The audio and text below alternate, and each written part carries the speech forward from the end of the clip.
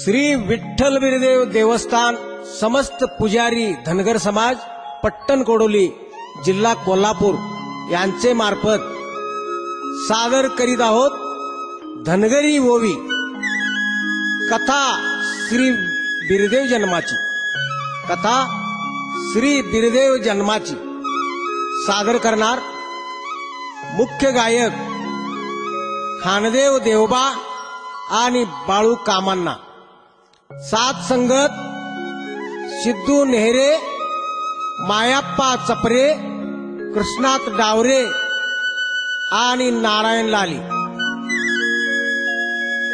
भूमक व कैताळ लिंगाप्पा शिरोळे सूर्याप्पा बोरगावे बासरी रसूल मुलानी ढोलवाद्य डिंबाड्या बिरू ओमा पुजारी ऐका तर ढोलाच्या तालावर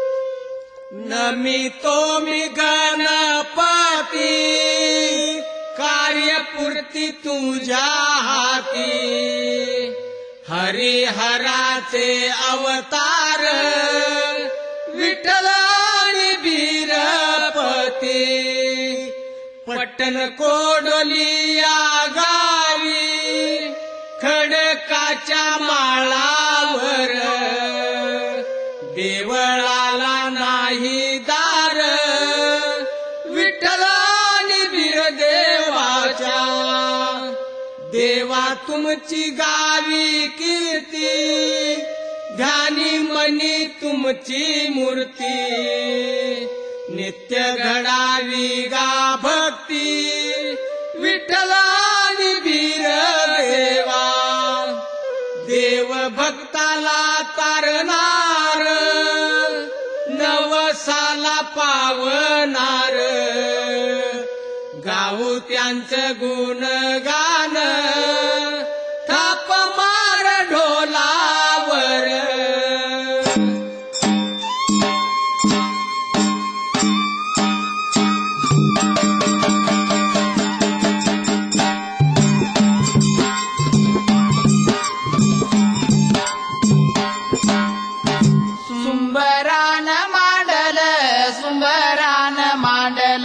सुंबरान कुणाचं गणपती देवाचं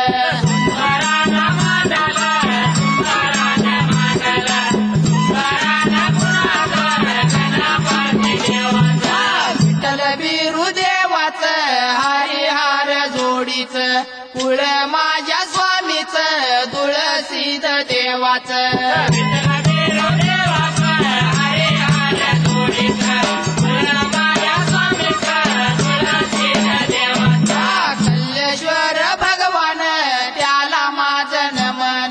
साधू संत जनाचं भारत या मातेचं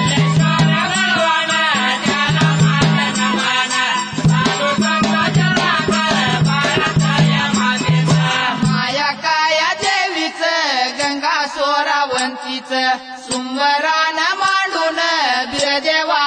आट्यान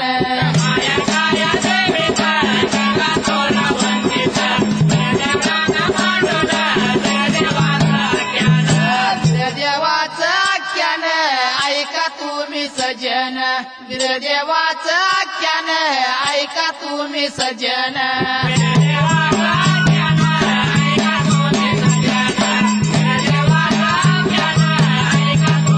नारायण या गावड्यान मार्ग दिलाय दाऊन विठ्ठल बिरूच गुणगान आम्ही गाऊ आनंदान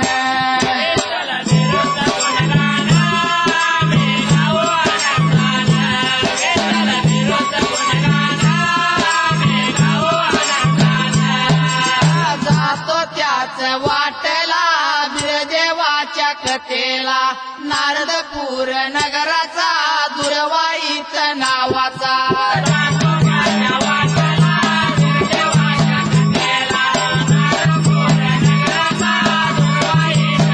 राजा राज्य करीत राजा राज्य करीत राजा लई गुणाचा मोठ्या पराक्रमाचा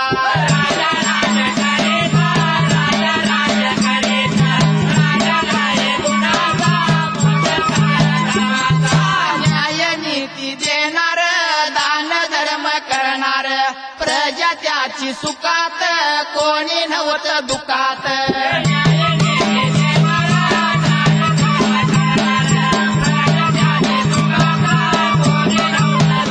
राजाच्या त्या पोटाला पुत्र एक वंशाला नारायण नावाचा पुत्र त्याच्या वंशाचा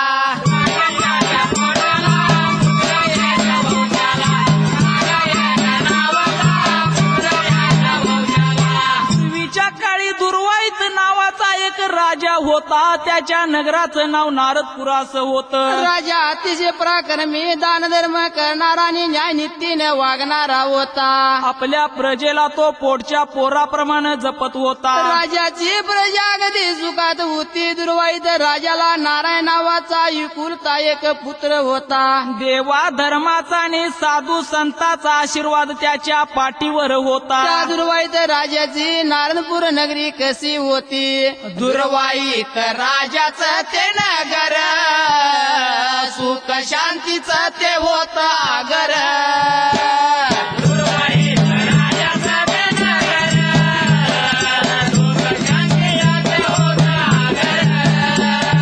नगराचा तो मोठा होता विस्तार निसर्गाची साथ त्याला सुंदर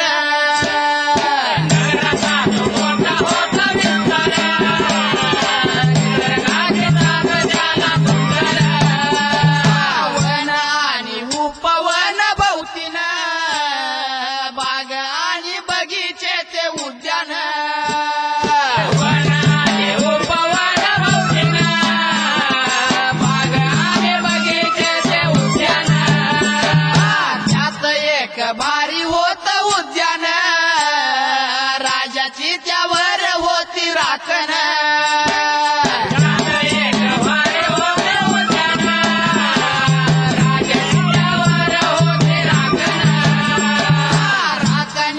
मुख्य बळी नावाचा राजाच्या त्या बगावन राईचा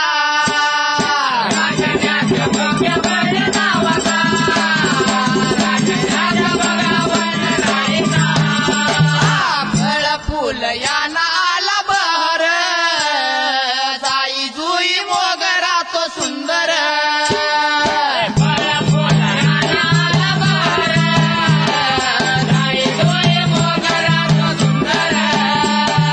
पशु पक्षी कितीतरी वनात वाघ सिंह गर्जनाती करीत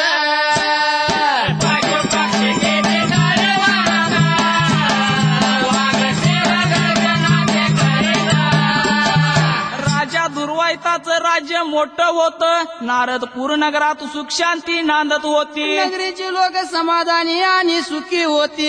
राज्यामध्ये अनेक वन उपवन आणि बाग बगीचे होत. निसर्ग सौंदर्य सुंदर होत. त्यातच एक उद्यान अतिशय सुंदर आणि विशेष होत. या बागेमध्ये राजाचे अनेक नोकर होते. सर्वांमध्ये मुख्य बळी नावाचा राखण्या होता. जीवा भावानं बळी बागची देखभाल करत होता.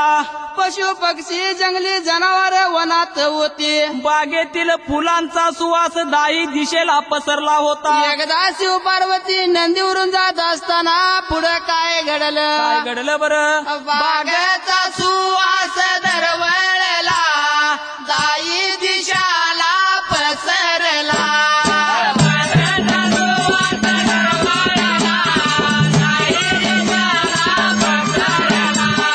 सुवास कळला कोणाला? शिव पार्वतीच्या जोडीला.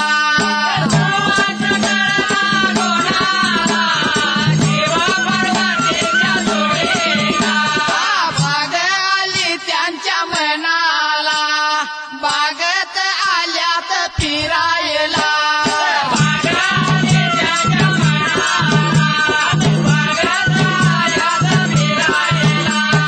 फिरत फिरत बागला, दिवस गेलाय बुडायला.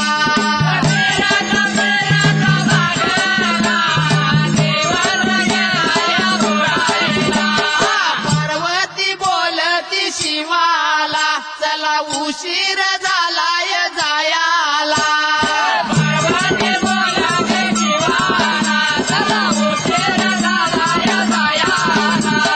पार्वतीला बोले शंकर, रात्रीचा झालाय अंधार.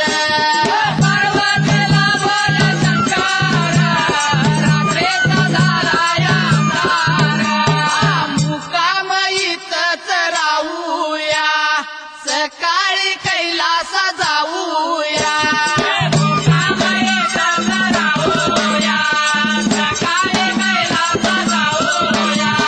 शिव पार्वती त्या राजाच्या बागेमध्ये आले. त्यांना अतिशय आनंद झाला.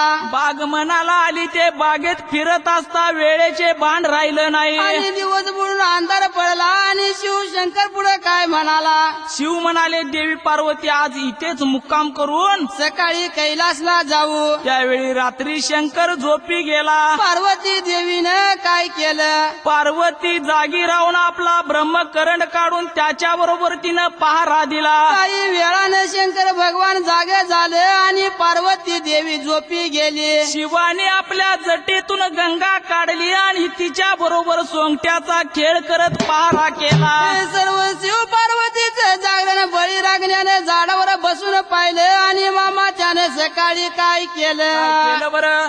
शिव पार्वती आलं राज बागेला, सोंगट्याचा खेळ त्यांनी रात्रीचा केला.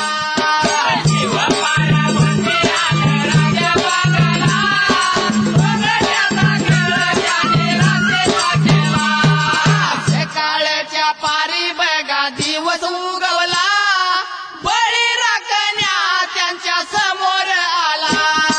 सकाळच्या पारी बघा दिवस उगवला, बळी राखण्या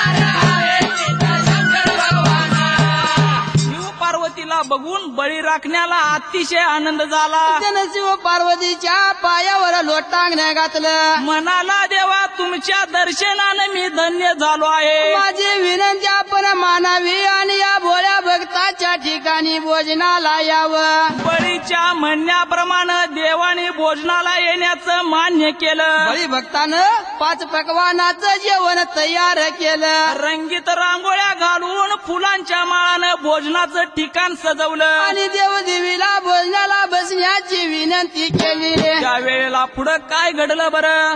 शिव गौरी आल्यात राजाच्या त्या बागेला. बळी मग भक्ताचं भोजन ते करण्याला.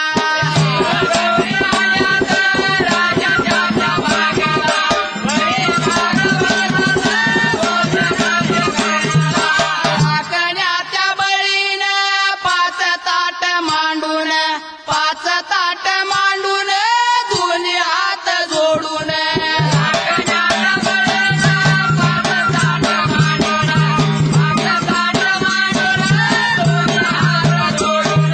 मान दिला भक्ताला भोजनाला बसला.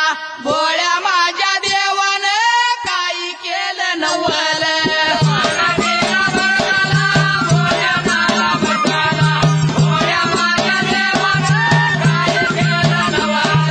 आत्मलिंग काढून ताटावर ठेवलं. पार्वत्या देवीनं ब्रह्मकर्ण काढला.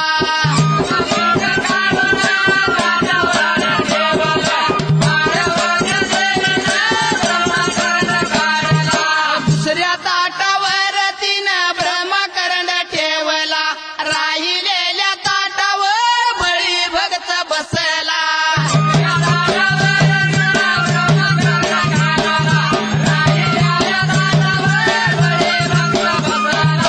आनंदानं जेवून देव झाला प्रसन्न. बळी त्याच भक्ताला दिलं त्यानं वरदान.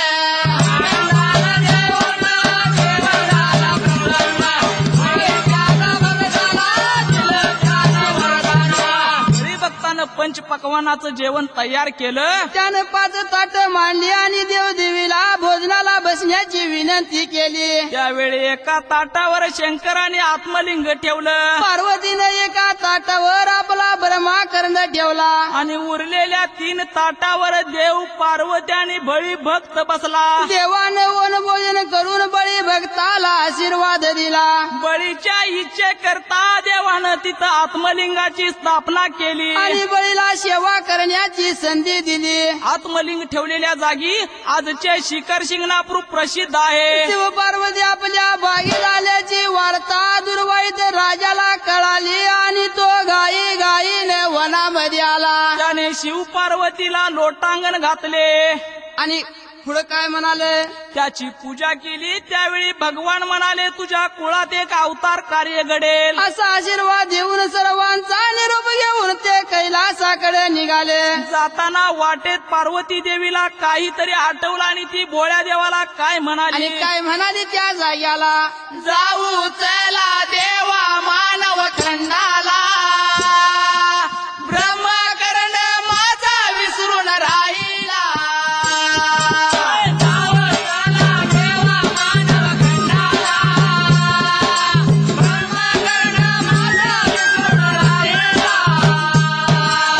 आणू चला करंडा माझा लवकर. त्याविन माझा जीव नाही गमणार.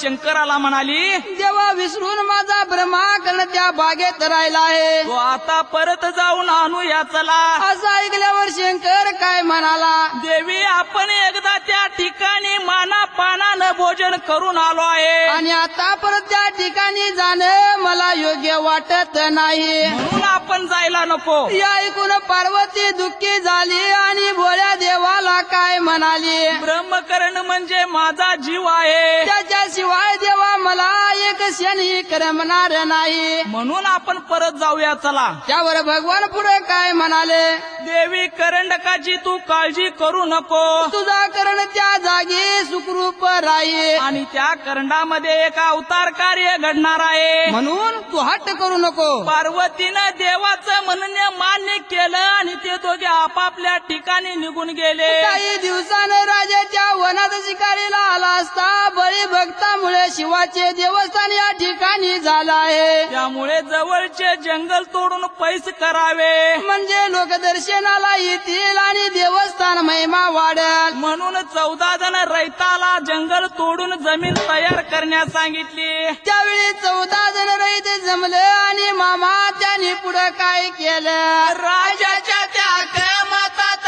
रहित जमल नांगरण्यासाठी बैल हाकू लागल.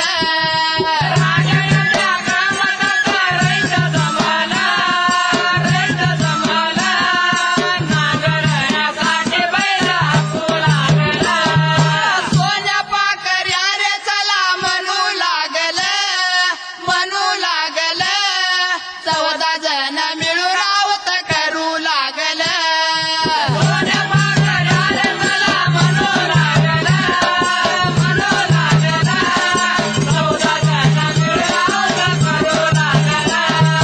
नांगरत असता एक झालं नवल नांगरच अडकला बैल तटल.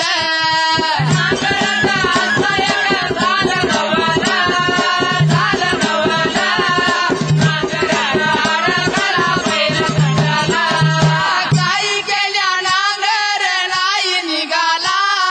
नाही निघाला बैलांच्या ताकदीचा शेवट झाला.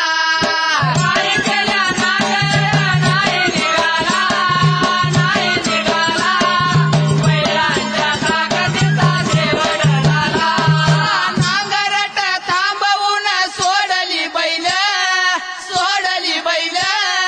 जमिनीच काय आहे बघू लागल.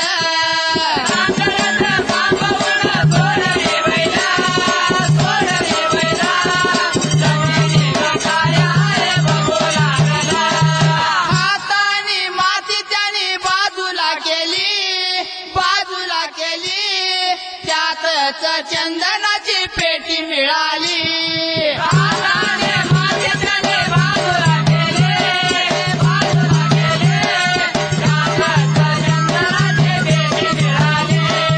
राजाच्या कमतामध्ये 14 जण रैताने नांगर जोडला आणि ते जमीन आनंदाने नांगरू लागले. नांगरत असता एकाएकी बैल तडली आणि मामा नांगर अडकला. काही केल्या नांगर निघना म्हणून त्याने बैल सोडून नांगरा भोवती उकरून नांगर बाजूला केला. त्यावेळी त्यांना त्या ठिकाणी एक बंदिस्ताची चंदनाची पेटी सापडली. ते गावलेलं जण राजाचं आहे म्हणून त्यांनी ती पेटी राजाला नेऊन दिली. राजानं पुजारीच्या करून पेटी उघडायला लावली. त्यावेळी त्यामध्ये एक लहान कोमल सुकुमाराची बालिका खेळत असलेली दिसली. पोटाला कन्या नसलेल्या दुर्वाईत राजाला अतिशय आनंद झाला. आणि विधीपूर्वक राजानं त्या कन्याचे नाव गंगा सुरवंती असं ठेवलं. सुरवंती लहानाची मोठी होऊ लागली आणि काही दिवसांनी नारायण पुत्राला राज्यकारभार देऊन दुर्वाईत राजा तपोवनाला गेला. नारायण राज्य करू लागला. राजाच्या बगाच्या मालात गंगा सुरवंती वाढत.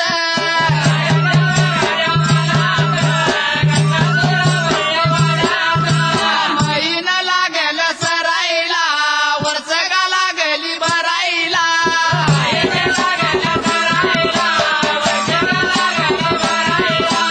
गुणवती आणि रूपवती रूप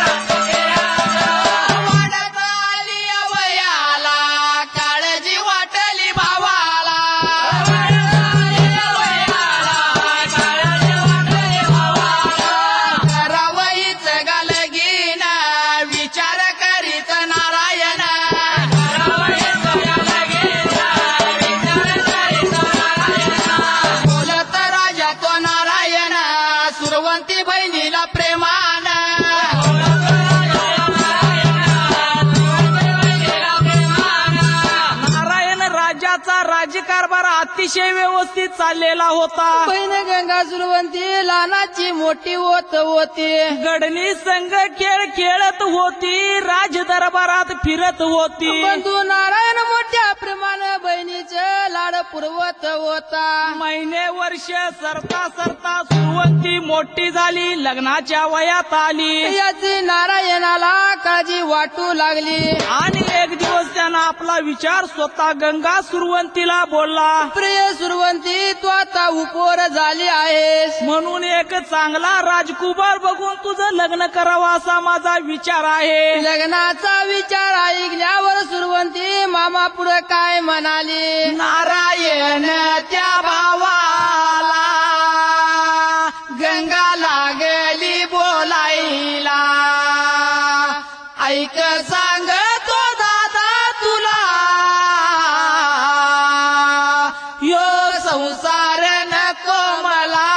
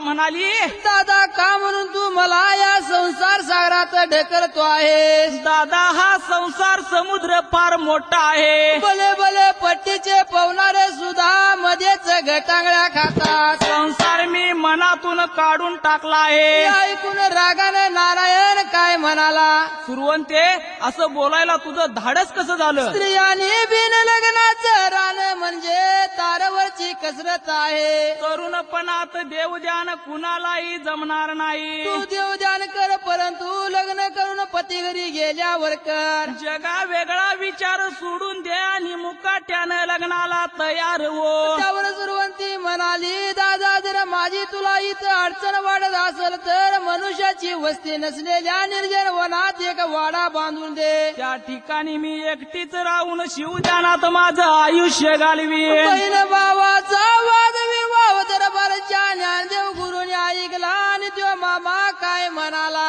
नारायणा सुरवंती ही सामान्य स्त्री नसून देव अवतारी स्त्री आहे. तरी तिच्या म्हणण्याप्रमाणे तू वागावं हे चांगलं आहे. नारायणानं गुरुजींच्या आज्ञा मान्य केली. आणि एका घनदाट जंगलात सुरवंतीसाठी 7 तालाची माडी बांधली. चांगल्या मुहूर्ता दिवशी दास दासी संगे घेऊन आणि आपल्या लाडक्या मांजराला घेऊन सुरवंतीने सर्वांचा निरोप घेतला आणि ती काय म्हणाली भयानक अशा वनामधील 7 तालाच्या माडीला आली. आणि पुढे काय झालं बयासूर वनाला गा 7 ताल माडीला गंगा सुरवंती तिथं राहत होती निवांत.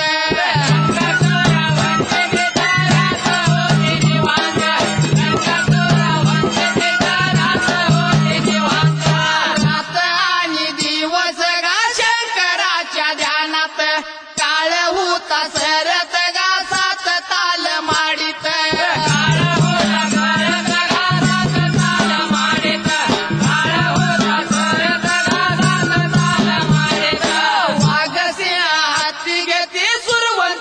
दर्शन पक्षी गाती सुरान गा मंजुळ ते गायन.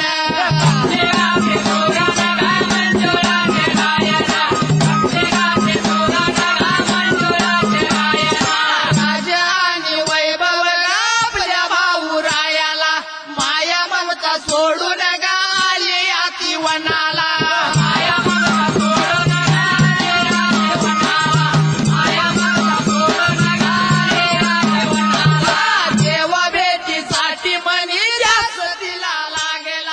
बयासूर वनाला गा बयासूर वनाला.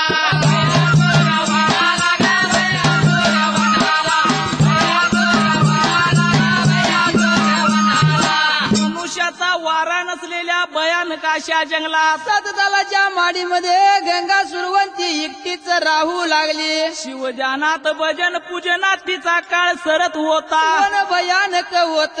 किरदाट झाडीतून येऊन वाघ सिंह हत्या अनेक जंगली प्राणी माडी भोवती फिरत आणि सुरवंतीचं दर्शन घेऊन जात होत. निसर्ग सौंदर्य अतिशय चांगलं होतं. सुरवंती मामा कशी होती सत्वधारी तपस्विनी राजकन्या होती. राज वैभव नारायण बंधू माया ममता ती विसरून गेली होती. तिला आता देवभेटीची ओढ लागली होती. असा बराच काळ लुटला आणि एक दिवस पुढे काय झालं बयासूर वनाला वनाला गा 7 ताल माडीला माडीला.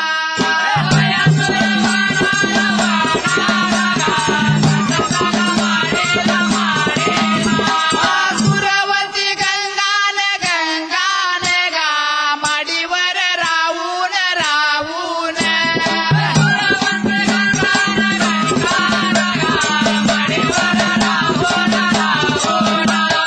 भोवती भोवती नजर फिरवत गा वन होती बघत बघत.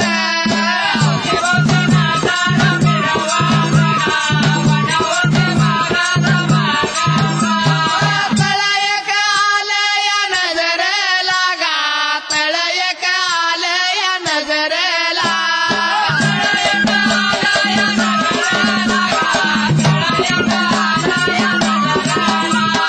गंगा नद्या मार्ग काढेला गा तळ्यावर आली या पाण्याला.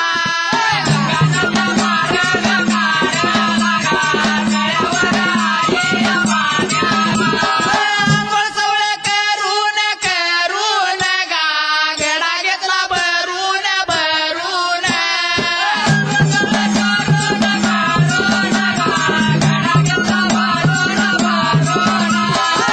7 ताल माडीचा माडीचा गा मार्ग तीन धरेला धरेला.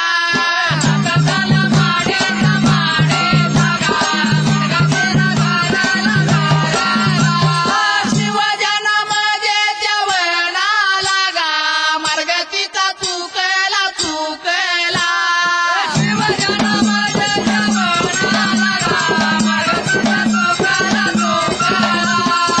एक दिवस सुरवंती गंगा माडीच्या 7व्या मजल्यावर राहून वनाची शोभा सज बघत राहिली होती. एक पाण्यानं तुडून भरलेलं तळ तिच्या नजरेला आलं. त्या तळ्यामधील कमळाची फुलं तरंगत होती. त्या तळ्याला अंघोळीसाठी जावं असं सुरवंतीला वाटलं.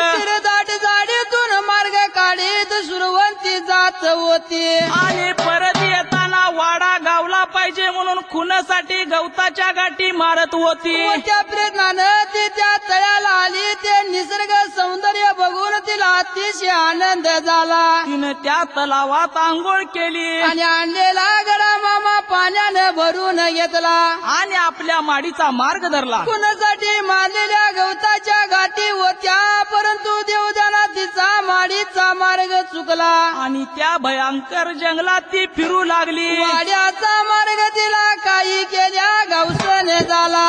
शेवटी अतिशय फिरल्यावरती एका झाडाखाली थांबली आणि अचानक तिची नजर गेली. आणि तिला एक शिवलिंग दिसलं. सुरुवातीला अतिशय आनंद झाला आणि दमलेला सीन गेला.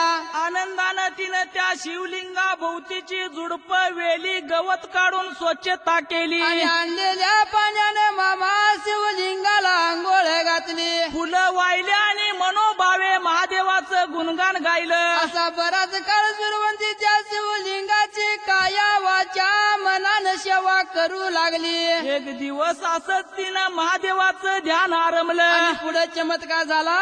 शिव पार्वती सुरवंती समोर उभे राहिले. सुरुवातीनं डोळं उघडलं आणि ती काय म्हणाली, देवा महादेवा माझं घ्यावन मन, धन्य झाले आज तुमचं झालं दर्शन.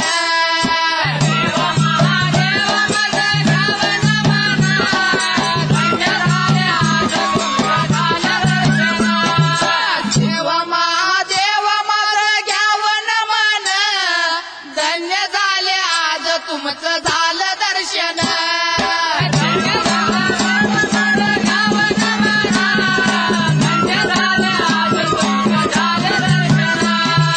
सुरवंतीनं देवाचं धरलं चरण, आले देवा शरण मी आले शरण. पुत्रवती उठाच देव म्हणाला, काही पाहिजे तुला माग म्हणाला. काय पाहिजे तुला माग म्हणाला, काय पाहिजे तुला माग म्हणाला. ऐकून सुरवंती काय बोलत, पुत्रवती असं तुमच्या आलं वचनात. नाही झालं लग्न मी आहे कुमारी, पुरुषाविना बाळ यावा माझ्या उदरी. पुरुषाविना बाळ यावा माझ्या उदरी, पुरुषाविना बाळ यावा माझ्या उदरी. देवा देवा मी धन्य झाले असं म्हणत सुरवंतीनं भगवान शिवाच्या पायावर डोकं आणि ठेवलं. म्हणाली, देवा मी आपल्याला शरण आलो आहे. त्यावेळी महादेव म्हणाले, उठ पुत्रवती. तुला काय पाहिजे ते माग. सुरवंती उठली. तिनं पुन्हा शिव पार्वती समोर हात आणि जोडलं. म्हणाली, देवा मला काही मागायची इच्छा नाही. आपल्या तोंडून पुत्रवती असा आला आहे. तरी मला पण एक पुत्र द्यावा. देवा माझं लग्न झालं नाही, आणि इथून पुढे देवा माझं लग्न करण्याची इच्छाही नाही. तरी मला पुरुषाविना पुत्र व्हावा. हे जगा वेगळं मागणं ऐकून शंकराला कोड पडलं आणि तो कायला बोलायला. हे बाळे तुझं मागणं अशक्य असं आहे. कारण कळी वाचून पूल नाही आणि ढगा वाचून पाऊस नाही. तसंच पुरुषाशिवाय बाळ होणं शक्य नाही. तरी तू दुसरं काहीतरी माग. हे ऐकून सुरवंती म्हणाली, तेव्हा आपण जे बोला तेच खरं करा. तुम्ही सर्व जगाची घडामोड करता, मला एक बाळ देणं तुम्हाला शक्य कसं नाही. यावर तोडा भविष्याचा विचार करून भगवान शंकर म्हणाले, सुरवंती तूच काळी उगवत्या सूर्याला पंचारतीने वाळ म्हणजे तुझी इच्छा पूर्ण होईल. असा आशीर्वाद देऊन भगवान गुप्त झाले. आणि पुढं काय झालं. आनंद झालाय गंगा सुरवंतीला, भयसूर त्या गावनाला. झालाय गंगा सुरवंतीला, भयसूर त्या गावनाला. वर्षाचं तप आलं फळाला, आनंद झालाय तिच्या मनाला. वर्षाचं तप आलं फळाला, आनंद झालाय तिच्या मनाला. झाली गंगा आरती घेऊन, झालाय उगवून, झालाय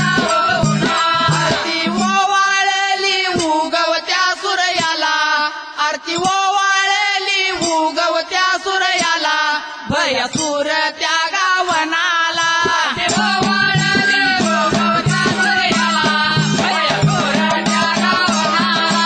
करीत सूर्याला नमन प्रसन्न झाला नारायण सूर्य तेज बिंदू आरतीत आला सूर्य तेज बिंदू आरतीत आला भयसूर त्या गावनाला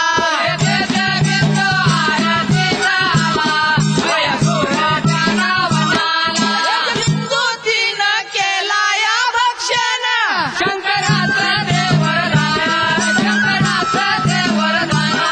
गर्भधारणा झाली सुरवंतीला गर्भधारणा झाली सुरवंतीला भयसूर त्या गावनाला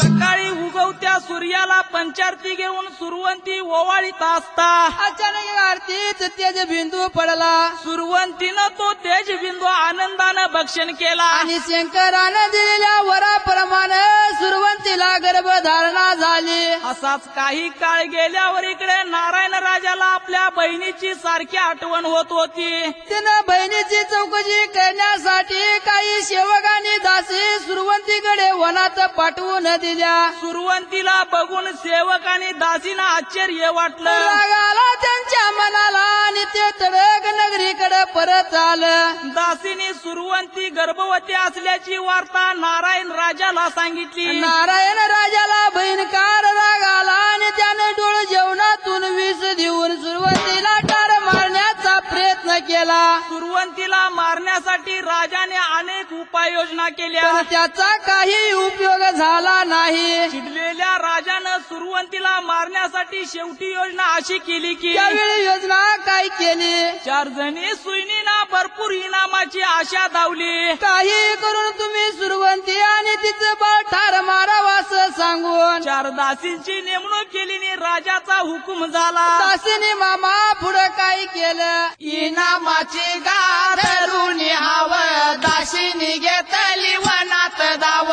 दासीनी घेतली वनात धाव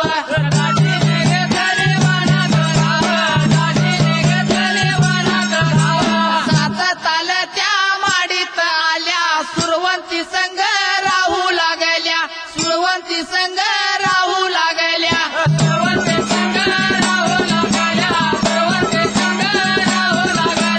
सुयनीच्या मानी कपट होत कराय आल्या गंगाचा घात कराय आल्या गंगाचा घात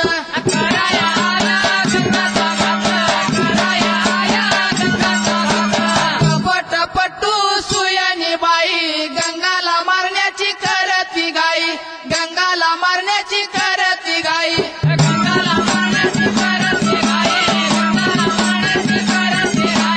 देव जन्माची आली या वेळ सुरवंती पोटी सुटली कळ सुरवंती पोटी सुटली कळ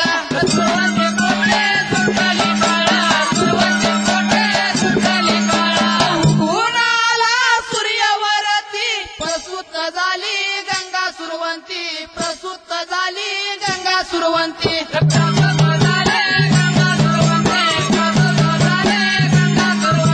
भक्तांचा कैवारी जन्माला आला दासी जनींचा काळ त्यो झाला दासी जनींचा काळ त्यो झाला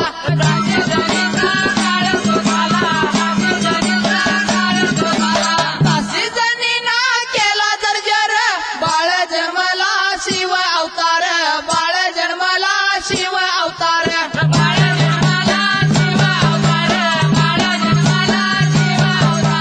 वैशाख महिना वद्य चतुर्थी बाळ जन्मला शिव विभूती बाळ जन्मला शिव विभूती बाळ जन्मला शिव विभूती बाळ जन्मला शिव विभूती राजाचं मोठं इनाम मिळणार म्हणून अगदी आनंदानं चौघी सुईने सतताला माडीला आल्या आणि सुरवंती जवळ राहू लागल्या. सुरवंतीला कसं मारावी खटपट करत होत्या.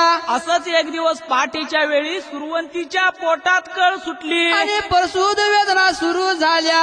कपटी सुईने गंगाला मारण्यासाठी टपून होत्या. परंतु प्रत्यक्षात देवतपोटी असलेल्या सुरवंतीला मारणं त्यांच्या हातून झालं नाही. आणि सूर्य उगवायच्या वेळी एक सुंदर तेजस्वी बाळ जन्माला आला. जन्माला आलेला बाळ सुईनींच्या अंगावर आदळला आणि त्यानं त्या सुईनींचं दात पाडलं. बाळानं अकराळ विक्राळ रूप त्या सुईनीसनी दाखवलं. सुईणी कशा बशा जीव वाचवून पळून गेल्या. वैशाख महिन्याच्या चतुर्थी दिवशी एक सुंदर सुकुमार बाळ जन्माला आला. आणि पुढं काय घडलं मामाच्या भयासुर वनाला.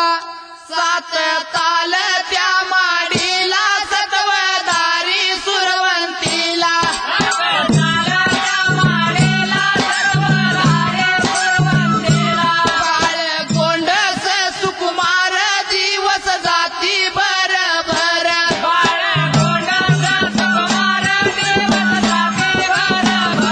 त्यांना सुरवंतीनं तेव्हा केला देवांचा गाधावा.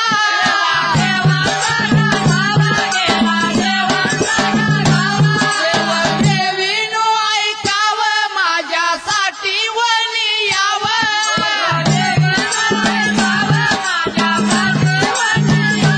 माझ्या बाळाचं बारस तुम्ही करावी आरास.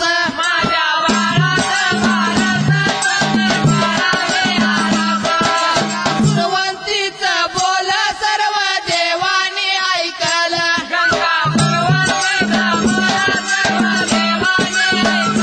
ब्रह्मा विष्णू महेश्वर आला स्वर्गाचा तो इंद्र.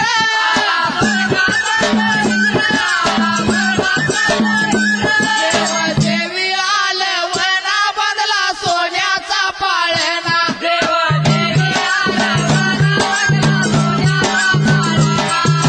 पळ्यात घातला रंग बारशाला आला.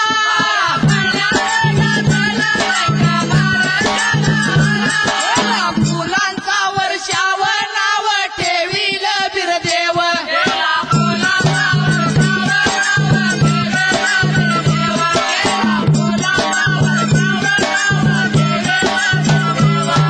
सात तालाच्या माडीत आपल्या कोमल बाळासोबत सुरवंती आनंदात होती. तिचं बाळ दिवसा दिवसाला चंद्रकुरीसारखं वाढत होत.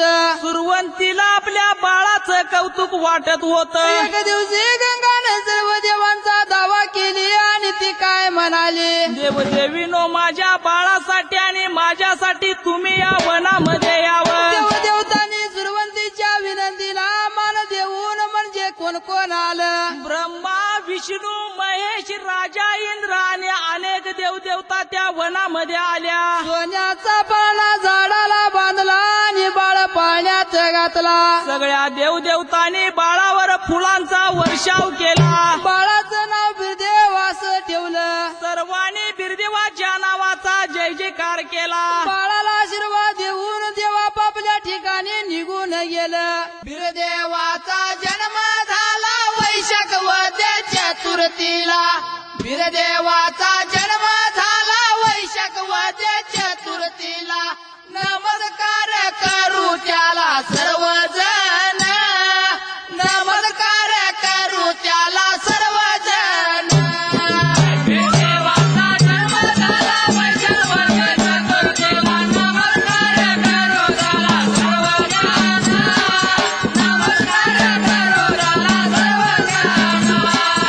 ओवी धनगरी रूपानं बिरू देवाचं हे गाणं. रचना केली त्याची विठ्ठल ओ मान. रचना केली